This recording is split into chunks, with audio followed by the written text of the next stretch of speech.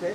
नाशिक आणि रायगड मध्ये जे पडसाद उमटले त्यानंतर या दोन पदांना स्थगिती दिली गेली आहे.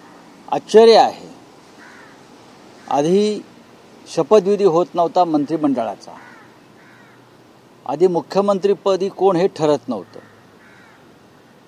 मग एक मुख्यमंत्री दोन उपमुख्यमंत्र्यांच्या शपथविधीनंतर बराच काळानं मंत्रिमंडळ स्थापन झालं. मंत्रिमंडळ एकदा कसं बसं शपथ घेतल्यावरती खातेवाटपाला विलंब झाला. आता खातेवाटप होऊन एक कालखंड लोटला तर जिल्ह्याचे पालकमंत्री ठरत नाहीत. पालकमंत्री घोषित केले मुख्यमंत्र्यांनी परदेशात जाण्याआधी, तर त्याच्यामध्ये आपापसात धुसफूस सुरू आहे. आगी लागलेल्या आहेत आपापसात.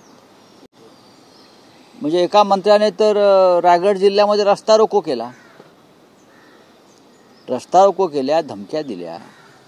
म्हणजे इतकं प्रचंड बहुमत जे तुम्हाला मिळालेलं आहे, म्हणजे तुम्ही मिळवलं आहे, हे बहुमत खरं बहुमत नाही असं आम्ही जे म्हणतोय, आणि त्या बहुमताचा तुम्ही अनादर करताय. स्वतः भारतीय जनता पक्षाकडे पुरेसं बहुमत आहे. त्यांच्या इतर दोन मित्र पक्षांची ताकद चांगली आहे. 220-25च्या वर यांच्याकडे बहुमत असताना हे मंत्रिपद पालकमंत्रीपद देतात आणि स्थगिती देतात.